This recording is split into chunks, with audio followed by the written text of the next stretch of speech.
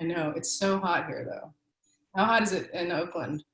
Oh, it's hot as hell. I mean, it's very, very hot. You know, I don't want to like open my window right now because then you get all the sound from the street. But yeah, it's baking. Baking, it's turning me to bacon, you know. We were up to 97 a few days ago, which is very un-Seattle-like, but today was in the lower 80s, I think is about, so but it is still it's for us, this starts being a heat wave. But the nights do cool off. Yeah. We were having cold weather right now. It's been hot and then we had those fires, that firestorm the other day. Yeah. Well, So have you had smoke too, both of you in the area? Okay. It's, not as bad as it's been, hopefully. Right. A couple years, last year, we had smoke, some probably from California 2 years ago and 3 years ago.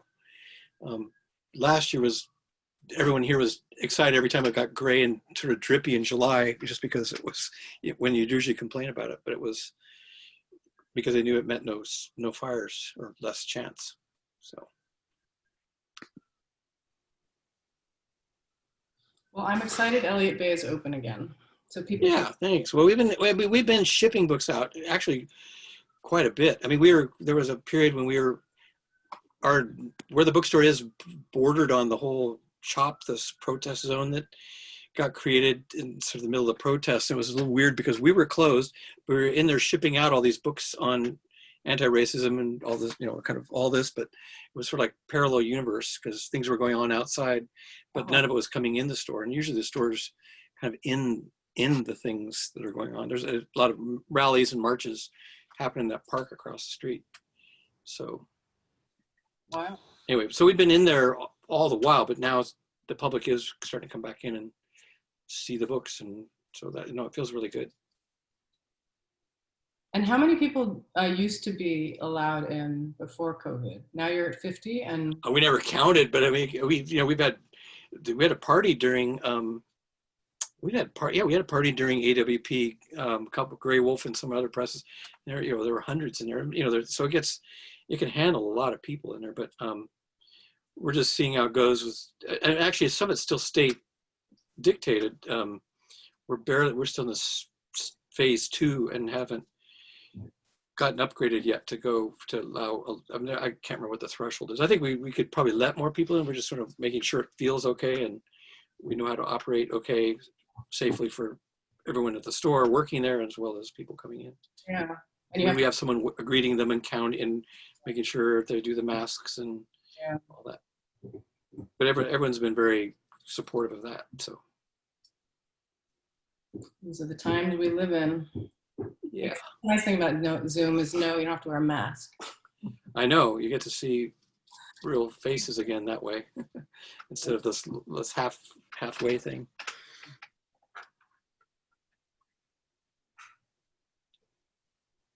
How are we on time? What time is it? Get going. We'll start in a minute or two. I mean, it's not like the usual thing where you're seeing a room of people and know that the parking is outside is tough or whatever. I mean, there's the conditions. A few weeks ago when we were doing the thing with Isabel Wilkerson, and the person who was going to do what Keenan's doing was Wes Moore. He wasn't here when we started. So we had to start without him, which meant I got to do the questions at the beginning. And then he appeared. But it was funny because if in real life, if you were showing up late for something like that, you'd be out of breath. You know, you would have been parking or whatever. Getting there would have been kind of and he actually was here in this thing, but he had come in on the wrong email, so he could see and hear everything, but he couldn't be on screen like this. So it got worked out, and everyone was relieved when he really came in. But it was for a minute I was like, yikes. But yeah, it's there's like all this technology. Like even now, I'm like, wait, where did everybody go? Right, and then I'll go. It'll be just the two of you, but it'll be a good two of you. So. Which is how it can be. I'm not a fan of the theater or the spaces where they make it totally dark except for the spotlights, so you can't see the audience at all. That's almost like this in a way, because I've done things where I can't even see when I'm just doing introduction. I can't see people. So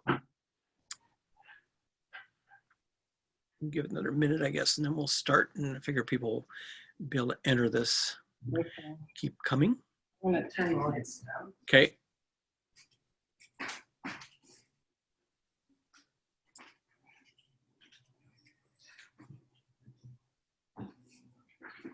I'll have to see where we are with natural daylight by the end of this, because now it's getting darker earlier too. That's the other part.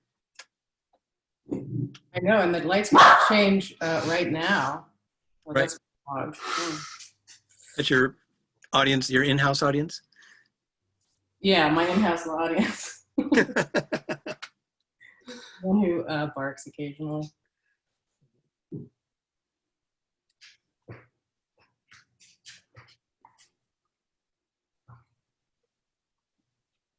it one more minute. When do you start teaching, Keenan? Thursday. Yeah. And you, Micheline? Next Wednesday. Okay. See, the schools up here don't start till the end of September, the colleges. Oh, really? They're on that quarter system, so. Oh, yeah. Semester we're all floating, I guess, this week and next week. Yeah. Yeah. That also ended much later, so it evens out. We're ending later? You're ending later? No, that's up in Seattle if they're starting that. University of Washington, I think all the schools, Washington State might be a semester thing, but I think the Oregon, the public universities are all on that other quarter system, they call it. Mm-hmm. You have 3 quarters in a school year instead of 2 semesters. Gives them a little bit more time too to see how things are looking, I guess. Right. They seem to be changing quickly. Mm-hmm. Well, I guess let's go ahead and start. I think we're a few minutes after 7. Good evening, everyone who is coming in as it's this form of doing programs is in being into your screen, into your computer, and into this program, which we are delighted, we from Elliott Bay Book Company in Seattle are delighted to be doing and having Micheline Aharonian Marcom. And we're actually getting to celebrate because this is the first program such as this she's done for her brand new, just published new novel, The New American, just came out. And she herself said she doesn't even have a copy, but Keenan Norris, who we'll hear more of and from as we get going, has one of the advanced copies. But for us, it's a particular pleasure to have Micheline back, as her history as a writer has for us at Elliott Bay has sort of been nicely intertwined. I think it was 19 years ago that her first novel, Three Apples Fell from Heaven, came in, a remarkable debut. And in terms of the book, what she writes about in her new novel, it signaled a concern and a focus on how people under duress and under trauma have moved in the world, exile, forced and otherwise, as Three Apples Fell from Heaven was the beginning of a trilogy about the Armenian Genocide and then diaspora. Three Apples succeeded by The Dreaming Boy and The Daydreaming Boy and Draining the Sea, amazing trilogy of books. She has written 2 other novels subsequent to that, 3 other novels subsequent to that, and tonight is doing this program on The New American, which traces the journey of a young man, who who's been deported from the United States, where he's been living with his family, back to Guatemala, and then sets about the very challenging, dangerous way back to reconnect with family, to where he's lived really all his life. And it's a powerful book. If you've read Micheline's other book, it's more linear, I think, that you could say, in plot. And Keenan will probably get into this, perhaps, because he's known Micheline and her work over the years. With Micheline and doing this role is Keenan Norris, who's a wonderful fiction writer in the Bay Area, who has written an award-winning first novel called Brother Dancer, and then more recently, a terrific book of short stories called By the Lemon Tree, and he'll have a novel out next June, and maybe by then we can have real live gatherings, and maybe we'll get him back up to Seattle. He said he's been in Seattle a few times, but we haven't had the good fortune to have him at Elliott Bay. So all these kinds of programs are bringing people to us from other places, but hopefully we'll get to bring the people themselves to our place. Tonight, Micheline will read from the book for a few minutes, and then that'll be followed by Keenan doing a conversation with her, asking questions. Then he will pose questions for Micheline that you can add to by writing them in the Q&A little icon at the bottom of your screen. You can get in there and write write the questions for Micheline, and Keenan will handle that. And I'll disappear once we begin, and I'll reappear at the end just to help wrap things up. Both Micheline's books, The New American as well as her other books, are available at Elliott Bay, as are Keenan's. Both you can order online, or the Elliott Bay is now in a limited way open for walk-in business from 10 to 6. So we've been actually haven't been real pronounced about that yet, but it is happening. And you know, if everyone keeps taking care and staying safe, we can continue with that and keep putting, and actually get to literally put books in people's hands again, which it's been something we've all missed. I'm sure you've missed having that happen as well. So with that, we from Elliott Bay thank you again for being here with us, joining us this evening.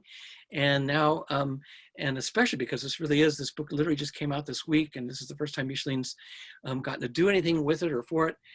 Please give all your good attention and energy to the wonderful Micheline Marcom and to Keenan Norris. Thank you. Thank you, Rick. I think that I take it over from here, right, Keenan, and then we'll talk afterwards. So this is all very strange. I don't know who's out there. Keenan and I can't really tell of who's listening in, but even though we're all living in these unbelievably strange and unpredictable times, I just want to say to this flat screen behind which I imagine in the ether there are beautiful bodies and people. First of all, thanks to Elliott Bay and to Rick particularly, who I've known 20 years. My first book came out 20 years ago, and your support has been just incredible over the many years. You've introduced me to so many good books, and you've supported every book I've written, and I just really appreciate that. And it's just so important to support bookshops like yours. There aren't that many in the United States that are of your caliber and quality and beauty, and people like you who just love literature so much. And then I want to thank my friend Keenan, even though we haven't started talking yet. I'll thank you again at the end, but I've known Keenan a long time, and he somehow agreed to do this with me, and we'll see how it goes. He's also an extraordinary writer, and I hope those of you who are listening in now or later will look at his work. And to anyone who's out there who we can't see, you know, thanks for coming to this strange thing that I hope we don't have to do for more than another 6 months or a year, but I guess we don't know. So I'm going to read for about 10 minutes from the book. I'm going to read 2 sections from the opening and later. And then Keenan will talk, and if I miss anything, Keenan, tell me later. But I think I'll read, so the book is about a kid who's a dreamer, and he gets deported to Guatemala, but it's really a story of his journey home and what he sees as a young American kid crossing Mexico, and who he meets and what happens to him and what he learns. This first section is pretty early on in the book. He's been traveling for 5 days. He when he leaves Guatemala, he's by himself, but by day, I think it's 2 or 3, he's made some friends, and he's traveling with them now. And their names are Matilde, Pedro, who's older and sort of actively working as kind of their guide. He's done the journey several times, and another Honduran named Jonathan. So he is traveling with them. Some things have happened already to them on this journey. It is, if you don't know, a very perilous journey for Central Americans crossing Mexico. If you cross, they're undocumented inside of Mexico, and if you don't have a lot of money or papers and you're going to ride on the top of cargo trains, it's very dangerous. And they've already had some things happen to them, but I won't go into that because you can read the book and find out. So at this moment that I'm going to read you, they've been traveling now, but finally they've made it to the train depot, and they're going to hop on the trains. Central Americans and Mexicans also who don't have resources have ridden historically for a while on the tops of the cargo trains, and they're going to do the same thing. So this is them walking into the depot, and I'll read a few pages. The next morning, they walk into Bombilla. Hundreds of migrants sit on the train tracks and on the dirt and talk and wait and worry another humid, hot day. Some women and a few children and teenagers mingle among the crowd, but Bombilla is predominantly filled with men in baseball caps and worn-out shoes with small day packs slung across their shoulders, their sunburnt faces. A look of fear and insecurity resides inside their half-lidded eyes for the days that lie ahead, unknown and chaotic. Some migrants say they have been waiting for the train for 4 days. A Salvadoran they speak to says he's been here for 3, but he hopes one will arrive shortly. The trains do not run on any predictable schedule in the South. The 5 find a spot alongside the rails and sit down.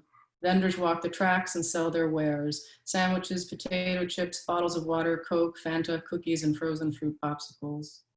Around noon, Jonathan buys a liter of soda from a young boy and then some tortillas and refried beans from a transvestite who smiles at him when she takes his pesos and says, "What happened to your face, gorgeous? You okay now?" The 5 share the repast.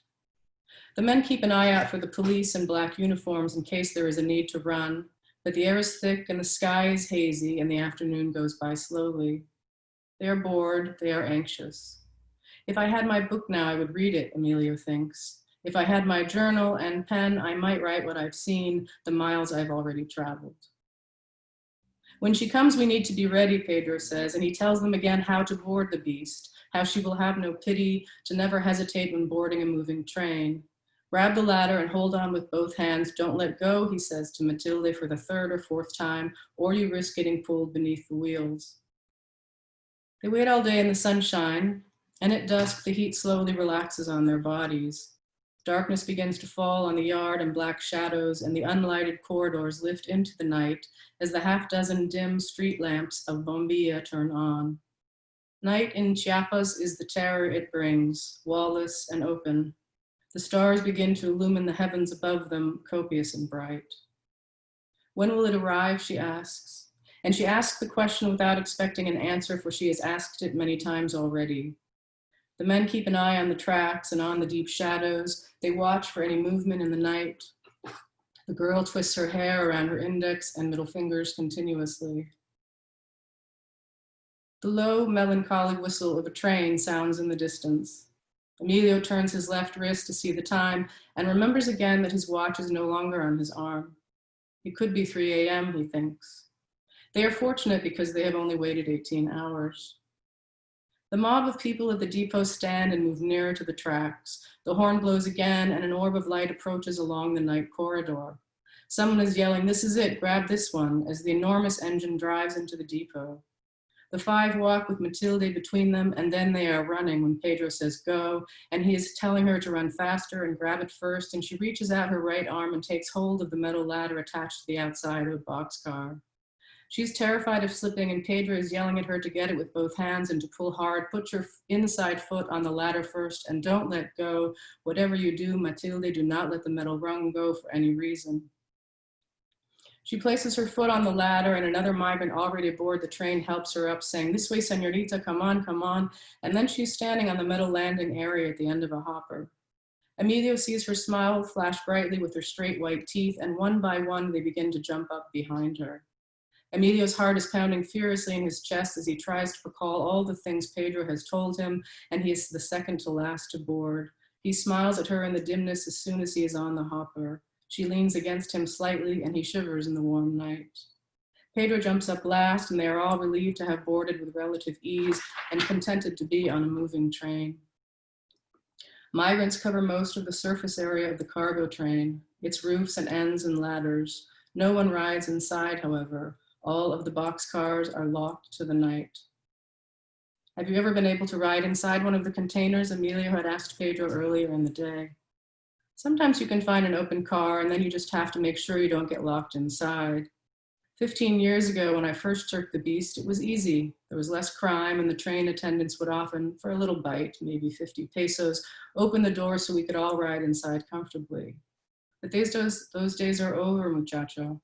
Now we sit on the top or at the ends of cars. Sometimes, if we are fortunate, we can ride in an open car on the top of lumber or piles of coal." The five make their way to the top of the crowded boxcar and find a place to sit together. The train begins to pick up speed.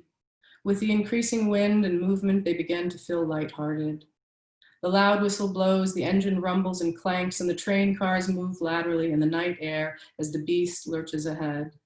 We are finally going, Emilio thinks.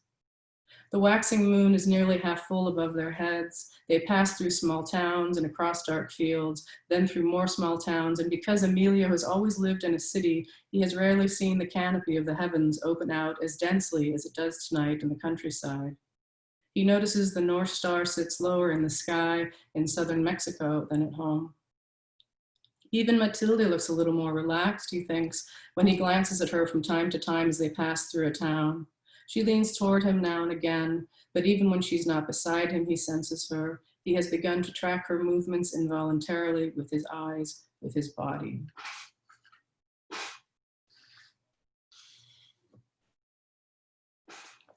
So that's the beginning of their train journey, and they'll ride the cargo trains all the way up to Mexico City, and then something else happens to get Emilio and Matilde to the southern border. And I'm going to read another section, which is jumping ahead in the book, actually like 150 pages ahead. 3 weeks later, when Emilio and Matilde and Pedro and William have made it to the southern border of the north of Mexico, the southern border of the United States, a town called Sasabe in the Sonoran Desert. And they have, at this point, many things have happened, but they have two guides who are going to guide them across the desert. But their original guide, which you need to know for the scene, who was the experienced guide, is not guiding them. That was a last minute change.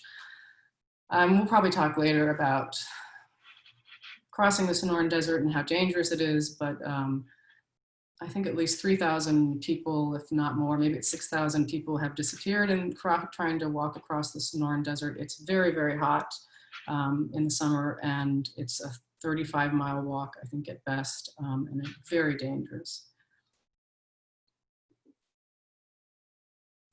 The weird thing about this is people can text me as I'm doing this. So I'll try not to pay attention.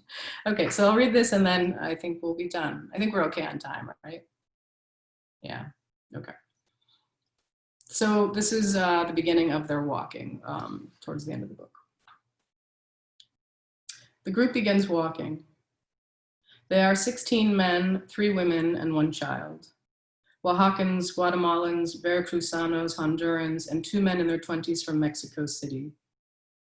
They are mostly people from the green, lush lands of the South. They don't know the desert or the dry heat or its force. They are silent. They feel anxious because the plans have changed, but they all follow the instructions and follow Nexo, their guide. The dirt trail before them is filled with trash. As they walk, they see discarded water bottles, old clothes, empty food wrappers, a hairbrush. It is 6 o'clock, it is still hot, and the light is bright, and they are all sweating, but they hope the heat is waning. The low, dry hills rise above them. The white, rippling clouds sit low in the light blue sky, and big thorny cacti and brittle bush and ocotillo lie at intervals. Sand and rocks beneath their feet, creosote and a palo verde tree. Pedro is in line behind the older Oaxacan man, followed by Matilde, then Emilio, and William behind him. She carries her black backpack and a 1-gallon jug of water in her hand. Emilio is holding a jug of water in each hand, and his backpack makes him even hotter. The back of his t-shirt is already soaked through with his sweat, and he is excited that in only a few more hours, he will be back in the United States. Finally, he thinks, I'll be on American soil. The sun is setting, the air and the ground remain hot. This is the strongest heat any of the walkers has ever known. They are thirsty, their mouths begin to dry. Just a little bit of water, they think, and they take a sip of their water and their throats dry out between each small sip. Their lips soon begin to crack and they are licking their lips to soothe them, and they sweat and the water of their bodies wets their clothes and the heat dries it. They hear the howls of animals and the stars begin to shine in the sky overhead, and each tries to avoid twisting his ankle and keep up with the group and walks. They are more thirsty.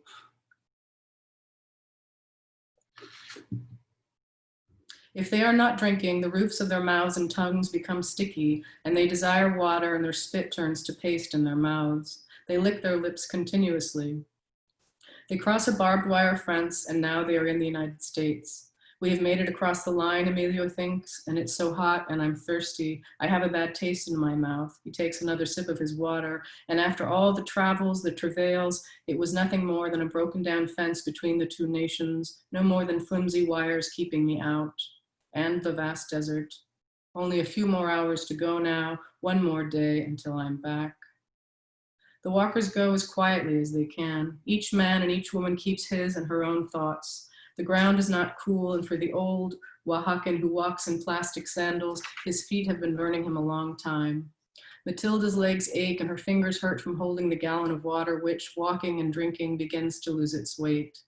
They think about the step in front of them and the next one. Emilio's hot feet sweat inside of his tennis shoes and swell in the night. They walk for hours. They drink the precious water from their jugs and think, soon we'll be in Phoenix. Just one more sip of water. It's so dry, just one small sip. Phoenix must be close, just over this next rise. They are walking and drinking, and their throats are dry and their tongues are sticky and the heat is caustic, and like a demon it sucks, bit by bit, the moisture from their bodies. Just one more sip. We'll be there soon. It's been so many hours already, another small sip can't hurt.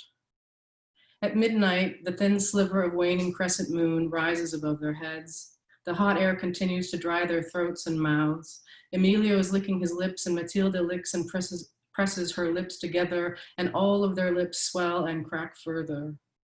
The heat is endless in the darkness, and they walk in it, and each step is the step before the next one. Only America lies ahead of them, only the promised land they were dreaming of, in Guatemala and Honduras and Oaxaca and Veracruz and the capital. Each migrant does his best to follow the person in front of him. Nexo and Rabbit, their guides, lead the way.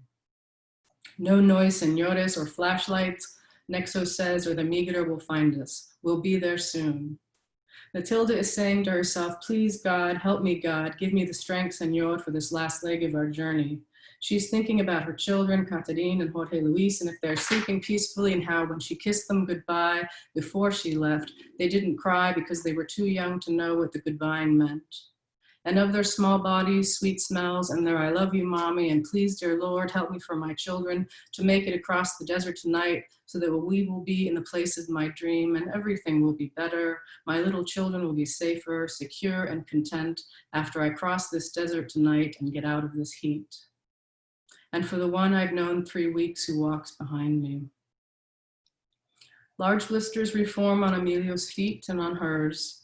His feet are burning, hers have also swelled in her shoes. The rocks and the dirt and sand are hot and abrasive, and their ankles churning and leg muscles cramping, and invisible thorns tear at their clothes from every bush and tree and tall cactus. And they can hear in the darkness how some of the others are crying out, they're suffering, and the child is crying and the mother tries to quiet her. Some walk with twisted ankles now, and they are moaning, walking. The old man from Oaxaca limps in front of Pedro, whispering, I turned my ankle and it hurts. When will we get there, Señor Nexo? When will we arrive? That's it. All right, thank you, Micheline. Yeah, thank you for both reading from both passages in the book.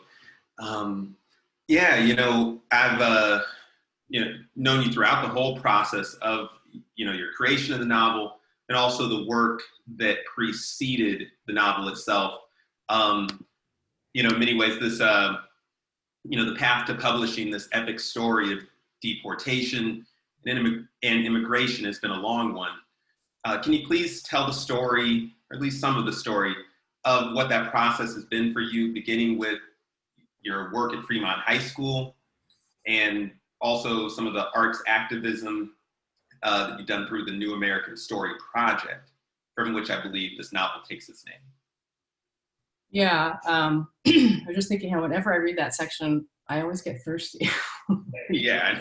It's like, oh my God, I'm so thirsty. This book has been really different from my others. And I mean, I think Keenan, when I first started it 8 years ago, I read a portion of it out loud at Lale's house. And I think there. Yeah, It was actually a long time ago. It took a long time both to find its final form and also to find a publisher. So I wrote the first draft of the book. I finished it in 2012, during the time the book is set. I'd never done that before, kind of written a book in time. And I think we're going to talk about maybe the form of the book and its narration, which is really different from other things I've done. And I don't know that I'll do it again, but when I wrote the book, I couldn't find a publisher for it. I didn't even have an agent at the time. And eventually I found an agent, and the book was rejected many, many times.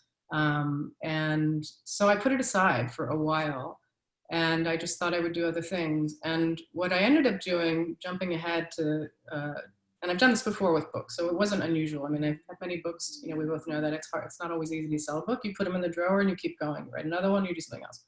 And at the time, 2015, I got a small grant to take some grad students. I was teaching creative writing at Mills to Fremont High School and teach a creative writing class to newcomers. And I knew Fremont High because in the 90s, I was the assistant director of an Upward Bound project, and I had been a liaison there, and I kept in touch with people.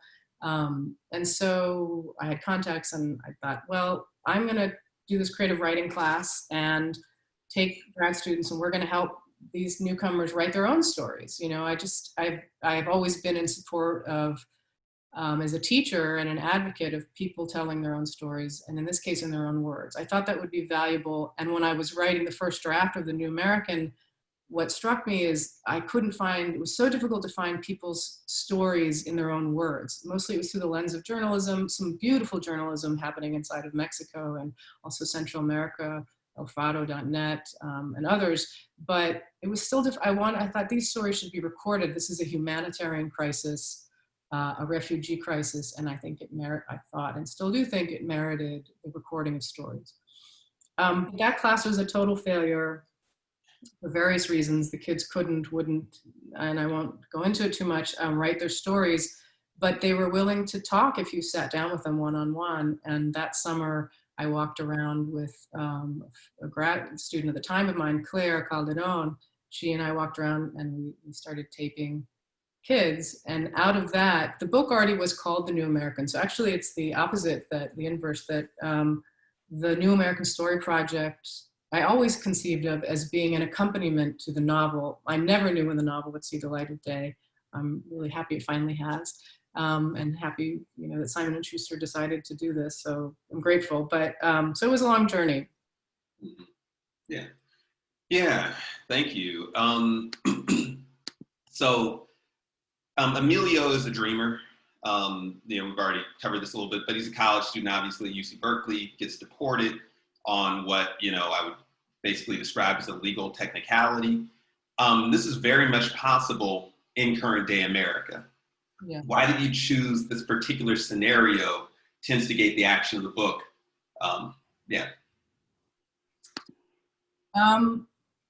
Well, first of all, I know people in that situation. Yeah. And I know more than one person in it. And in fact, so I know people in that situation. It has always seemed to me unjust and just random in this way, that like somebody has papers and somebody doesn't, really, and there are so many. The immigration system is so complicated, so that, in families, of course, someone does, someone doesn't. And that just didn't seem right to me. Never has, that someone who's lived here their whole life has no path to regularizing their citizenship. I think of my own cousins who came at the same age of Emilio from Lebanon, certainly a different country, but still were fleeing a war. And I can't imagine them being deported to Lebanon and what that would be like, when you grew up here. So I think, although I think I always knew that the book was really about this humanitarian crisis of Central Americans crossing Mexico. And I've done a lot of work around Guatemala, particularly before. And so I've thought about it for a long time, but that story, that piece of that, Emilio, both his sisters have citizenship and he doesn't, and because of this technicality, as you said, and that's so common. I don't think people realize what's the right word for that? Just, it's random in this weird way. How many people do we know? You know, it's like someone, you know, I used to know these two kids I taught for years. One sister had it, one didn't. Wow. Yeah. One got to go to college, one couldn't. Actually, at the time, you know, our immigration laws have become so draconian, but it used to be just, again, with my own family, you could sponsor family members, you know, that, you know. So anyway, I might could go on.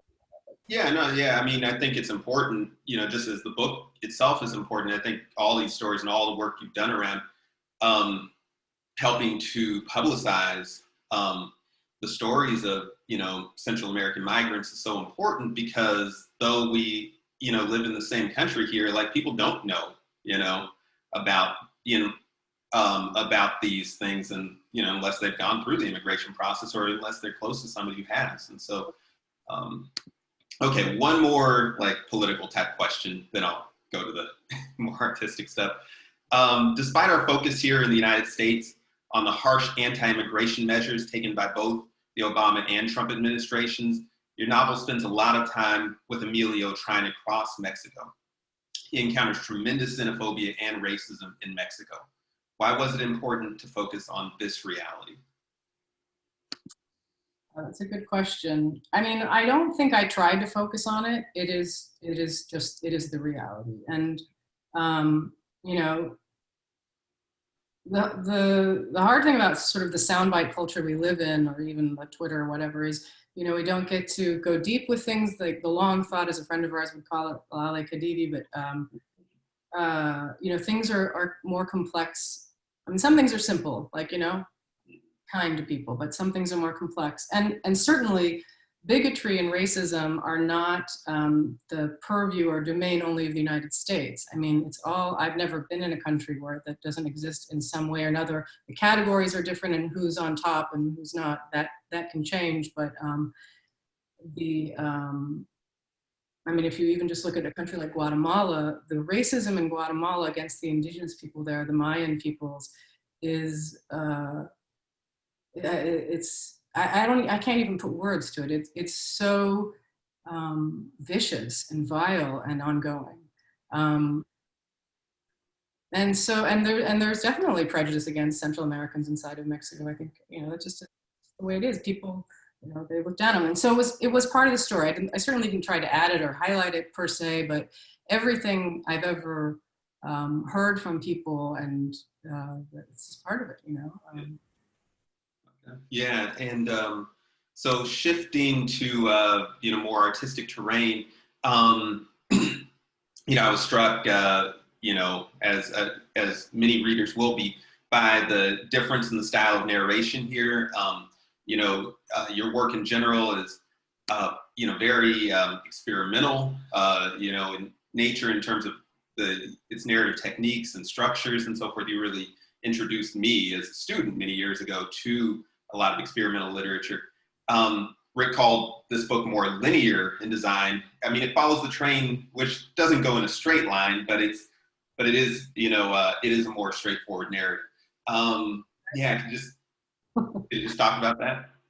Yeah, I had the fortune to teach Keenan. I can't remember when you were at Mills all those years ago. Keenan was the first grad student I had ever taught, and we were both young, a lot younger then, but you're still younger than me. Anyway, you know, I think, I mean, Toni Morrison said this, that writing is inquiring. Writing is a form of inquiry. And I can't remember where she said that years ago, and that struck a chord with me, because that has always been true for me. So every book I write is an inquiry. And it's both inquiring often into the subject that it's taking up, whatever it is that I get obsessed about, because, you know, you don't write a book if you're not obsessed. I mean, no one's going to spend all this time sitting in their chair, as we know, doing everything it takes to do it well, if you don't have a great sense of obsession, passion, duty, etc.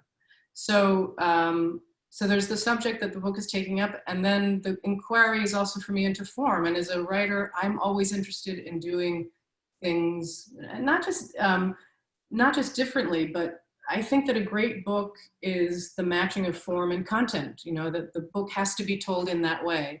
And I think I knew early on that I was going to try writing a so-called naturalistic, or what people like to call realism, style, that in terms of time, that the book would start when he gets on the bus, as it does, and follow the arrow of time and not do what I like to do, which is zigzag all over the place, because I'm so curious about things being together. I mean, a book allows things to be together that I think are related, but maybe in time or space to be together. In any case, but I didn't let myself do that. I was like, no, I'm going to follow the arrow of time, and I'm going to write in the present tense in the third person. So I had these constraints from the beginning, which I don't know, I had to figure out. And it was difficult, but I knew it was a journey story. And the journey story is always an archetypal story. Of course, it's about this particular situation and these people. And I did everything in my power to do it well and to get it right as well as I could. But it's a journey story, and every journey story is the hero or heroine's journey, which is the journey of the self, but it's also the journey of the soul in that symbolic way, when we speak of imaginative literature. And so, yeah, so there were things I had to do for the book's form, but also just trying my best to, as I feel a duty to the characters and to the story and to the stories I've heard. But all of the characters in the book are fictional. Yeah. All right. And I have one more question for Micheline. Do at this point, if you've yet to, populate the Q&A there with your questions. I see that there are a couple questions there. We can take more than a couple. I just have one more question for Micheline, then I'll go to your questions. Okay, so this novel is titled The New American. Emilio is a new American. And given the harrowing nature of his passage, what do you want to alert your readers to about the America unfolding before us? Well, that is a very big question. So that's the last question. Yeah. If I had a crystal ball, or if I were a psychic, maybe, or a better, like my mom, who is, I could give you probably an accurate answer. I can't predict, I don't think any of us can, what the future holds or where we're headed, although it seems clear that we are in a time of change. And not just in the United States, but in the world. Not only because of the virus, why we're having this flat screen thing tonight, which is strange, but at least we're trying to, stay connected. But because of the climate changing so quickly and mass movements of people all across the globe. I mean, I could have written about another migration or humanitarian crisis because there are many right now, but this is ours. This is close to home for us. We live in the Bay Area, and people are a mile from where we live. So that's here, and that's maybe, that's why I chose to highlight that. In 2012, no one was really talking about it. I mean, how will we respond? I guess that's our question. How are we going to respond in a time of change? And it seems pretty easy to be afraid. I don't think that fear and all the things that come out of fear, which includes bigotry and racism and the like, or fear, this fear of the other, the fear of the foreigner, the fear of your neighbor, of the poor, and fear of change. And I keep looking now, because I can't see in front of me. I was saying to you when we were talking a few weeks ago, I keep going back. I'm like, I can't see, so I'm going to go back into the past and try to understand or find the places of wisdom in times of change. And there have been many in written history, which is not that old, but old enough, right? We've got several thousand years of written history. And so, well, I think that, it's kind of like, Martin Luther King said it in one of his speeches. I think it was Beyond Vietnam, that the way is through love, and he says, in a beautiful way, and not to, and it's not the sentimental love that people talk of, but the unifying principle of life. And I am very worried that we are, I think justice should be addressed and all of that, and that is very important, but I think we must not forget that unifying principle of life and of loving our brothers and sisters. I guess, I can't help but over time as a writer, you see patterns from reading books across space and time.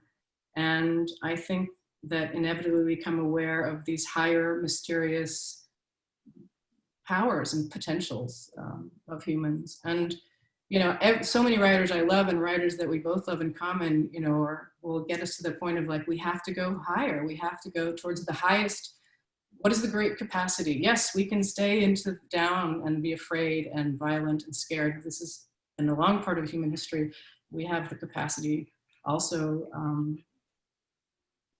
to be better, to love one another, to seek justice in a way, and truth and beauty, which no one seems to talk much about. I mean, beauty in literature, you know, the thing that fills your soul, or in music, or in visual arts. We need those things. We need to have this coming together around the great capacity that we have to create, and through the imagination, we as writers of imaginative literature, to tell stories in ways that I mean, I always think writing is creative and hence a life sort of thing. You know, it is towards the good, towards the light. So I'm rambling, but I wholeheartedly agree. I'd like to go to the questions in the Q&A. So Amy asks, Micheline, did you visit all the places named in the story? And she has a follow-up question as well, but I'll just start with that one. No, I did not. I couldn't at the time. And then the migrant trail, and I know people who have followed it, and I've talked to many people who have, and people who've ridden the trains, and I didn't. So really it all went through the imagination and research. Mm-hmm. And then the follow-up question, how did you decide to write from a male point of view, i.e. Emilio, not Matilde? That's a good question. I don't know. I don't remember. I mean, this is going to probably irritate a lot of people, but it's not to be coy, you know. And I think maybe you can talk about this too, Keenan. But you're the writer, you are making decisions, right? You're sort of, but you're also not. I mean, there's this element of writing that is also mysterious to the writer herself. You know, you follow the thing and you do your best, but I don't know why I knew at the time, early on, I knew it would be a love story too, and I don't know why I knew that it had to follow male and not like a young woman who's deported. Yeah, but it's a good question. Yeah, no, I mean, there is a kind of channeling, right, that goes on, and then and that's mixed in a strange way with these, like this much more kind of strategic thinking around the narrative. Two very different habits of mind. Okay, so let's see. This book is about this book is a bit different in style than your other books. Let me see. I think you've actually already sort of answered that. Can you talk a bit about what pulled you to this different kind of style in the New American? I think you answered that. Let's see. What are your impressions now that you've switched? You know, for years you were in the Bay Area at Mills College. My colleague here at San Jose State, Nick Taylor, who did his MFA at Virginia, is just curious, what are your impressions of Virginia, of Charlottesville, and of UVA? I mean, it's great. I like it. I like it a lot. I mean, I won't see people this year, which will be very strange. And I'd only been there, this will be my third year. But it's been really great. I mean, I love California. I'm a lifelong Californian, and I know you are too. We've talked about this, and California is a really particular place with particular, and all, I mean, it's a place of immigration, right? I think a quarter, I have somewhere, 24% of all Americans in the United States live in California. I mean, we just grew up in a state that it is an immigrant place. It has been since I was growing up, since the 60s, it's been that way. So I love that. And Virginia is a place I think that's changing quickly in that sense. The immigration now is happening there differently, and a different history, the history of slavery in Virginia and all that, and you feel that. And I'm learning, what I like is getting to know and learning people there who are from there. So yeah, it's great. And the school's been wonderful. Yeah. a conversation about authors, so Carmen Kennedy asks, a conversation about authors telling stories that are not of their own experience has started since American Dirt. Did you have to try to grapple with the reception of what you were trying to do with the narrative, with the rumblings of controversy over this? Yeah. You know, I wrote the book a long time ago, and I didn't know about American Dirt until a friend texted me and told me about it. And I haven't read it. But it made me aware of this, you know, controversy, as people called it.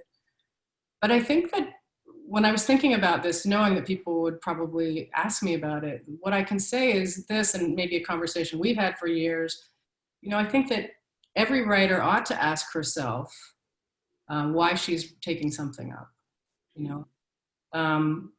And I often say to my students, you know, there's an ethical or a component to writing, and a moral one, let's say. I mean, I often think how in a lot of like Hollywood TV shows, no one's really thinking about that, but I think that there is. Storytelling is very important for cultures, and of course I believe that the table of storytellers should be as big and inclusive and wide and beautifully, you know, just like our biodiversity, you do not want less, you want more, right? Of course I think that, and I think of my own, and I hold myself accountable, I think any artist does, for what I do and what I take up, and having integrity and what that means to me, and I have to live with myself.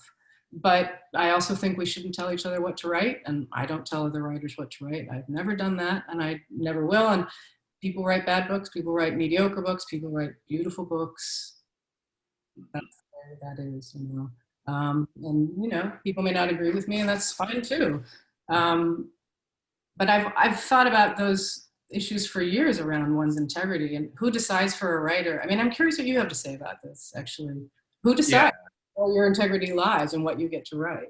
What do you think? Yeah, I mean, it's a really good question, because I think you're right that it is important to think into, you know, to have a, you know, kind of ongoing dialogue with oneself around, or active self-assessment around why you're taking up this story.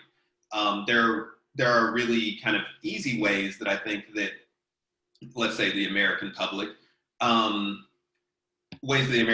like kind of will differentiate those writers whose stories kind of are in line with their American identity and those who aren't. But, you know, like we just talked about, you know, between Mexico and Guatemala, and you know, especially the you know, Native population, Native American population, you know, in Central America, just the tremendous amount of racism that they're facing that would not be understood as a difference in America. You know, most Americans just are not aware of that. And so, you know, yet that could be a very important, you know, distinction for, say, you know, a Mexican person of a certain class writing about, you know, Guatemalans. So, you know, there are all kinds of things like that within, you know, the Black community here in America, right? It's not just, you know, like any Black person will just be able to tell any story without getting checked, you know, amongst us. And so I think it is important. At the same time, yeah, I mean, I do agree with you that, how do you know, since we're always writing about people other than ourselves, if we're writing a story, we're always going to write about people other than ourselves. Yeah, we have to give people the room to be imaginative, to try to extend their spirit, you know, beyond their own body, beyond their own experience, and to see, you know, where, you know, different souls can touch. So that's what I think. I mean, you know, that part of any writer who just knows the imagination must be free in that sense, you know. And Rilke said, you know, when that Letters to the Young Poet that we all read when we were in our 20s, you know, to the poet, he says, well, why are you writing this? And if the answer is, I must, you know, this, again, urgency, this feeling of urgency, then you figure out how to do it well, right? That's really the question. And also, who's going to do the policing? I mean, I'm always like, well, is it like a blood thing? You know, you have to, who decides who has the right this or that? I don't, and I think we're getting complicated terrain there. So this question may be closely related. I'm, not swift enough. I'm not a swift enough mind to see just how closely it is related. But Regis Fox, hey Regis, asks, thank you so much for sharing your work. First, she says, as a writer, can you say something about how you strike a balance between the burden of representativeness, often facing people of color and characters of color, and conveying their humanness, and perhaps their active refusal of that representativeness? I don't know if I understand that question. I wonder if you feel that way. I mean, I don't think personally, like, my first novel is about the Armenian Genocide. And when I first wrote it 20 years ago, longer than that, I felt a duty to the dead, especially to my grandparents and to many people who had died. I felt a duty to do it well, honorably, I think there's just, no one talks about honor much anymore, but I wasn't representing all Armenians. That's not possible. And then there were a lot of Turks and Kurds in the book too. So I don't think you can get stuck in that really. It's not one representation. It's what Emerson said, tell the truth truly. And who decides? The artist, the writer herself or himself has to decide if they've done it, make your, it's like seek mastery, right? We work hard, we read a lot and write a lot, we seek mastery and get our chops up to write the best we can to tell the stories that we feel called to tell. I mean, for me, writing is a vocation, I didn't do writing to be famous or make money, obviously. It's a calling and it's a vocation. And that's why these higher things around duty and truth are there for us. And maybe the culture at large, we're not talking about that enough, but those things I think matter quite a bit. And then I would say to this individual as well, if you're a writer, someone said it to me a long time ago, and it actually really helped me. And it was, the person to please in this process is yourself. Mm-hmm. The artist please herself, the writer, herself, himself, there's no reader out there, right? Your readers might not even be alive yet. They might be in Hungary. 50 years from now, or I don't know. So you have to be the writer reader and decide what you think it makes, is good work, and you've done your best, and then that's it. And I don't love everything I've ever written. There's a lot of things about this book that I don't love. That's what it is, Yeah, and one more question. What are you reading now and why? Oh, well, as I was saying too, I'm reading the Greeks. I'm going back to Mesopotamia and to Egypt, and then they lead us to the Greeks. Because of course, I'm curious about the mixing of information and knowledge. Just our very alphabet that I used to write this book with, that you use, came to us from the Romans, came to it from the Greeks, but where before that? The Phoenicians, where before that? You keep going back and you see that humans, since we walked out of, East Africa, we have been in conversations and passing knowledge and information and stories. And so, because I was saying to you, I don't know what's in front, so I go back, not to ignore now, but to try to understand better. So I've been trying to read the Greeks, and also I'm reading a lot about the ecology and the natural world. Yeah, thank you. So with that, I am going to hand it back over to our organizers. I do want to thank Elliott Bay, Elliott Bay Books. I also want to thank you, Micheline, for writing this book. Thank you so much. And I also want to thank everybody who has joined us, the audience, Regis, Carmen, everybody. Thank you for being here. Thank you. And to which I will also add the thanks. I'll second everything Keenan said, but thank both Micheline and Keenan for this wonderful conversation, and for where it leads us to, among other things, reading Micheline's book and reading Keenan's work as well. But especially tonight, because of this observing Micheline's new book, and all the places that will take us in conversation and thought and action, even for what still is a live issue, where some of the things this book talks about. In the middle of everything else. And again, to everyone who's come to us, thank you. And again, Karen, I think, has been posting how you can get the book at Elliott Bay, Micheline's novel, which I think we have signed book plates for, if you ask for them. And we have Keenan's books as well. And so with that, we send you off, bid you farewell, and send you off into the night. It's a warm night in the Bay Area. It's a warm night in Seattle for this late summer. And I think it'll hopefully be cooling off down there. It will be up here. And take care all, stay safe, and we'll hopefully you'll join us again soon. Thank you, bye. And join us for a real reading with both these wonderful writers next year sometime. Thanks.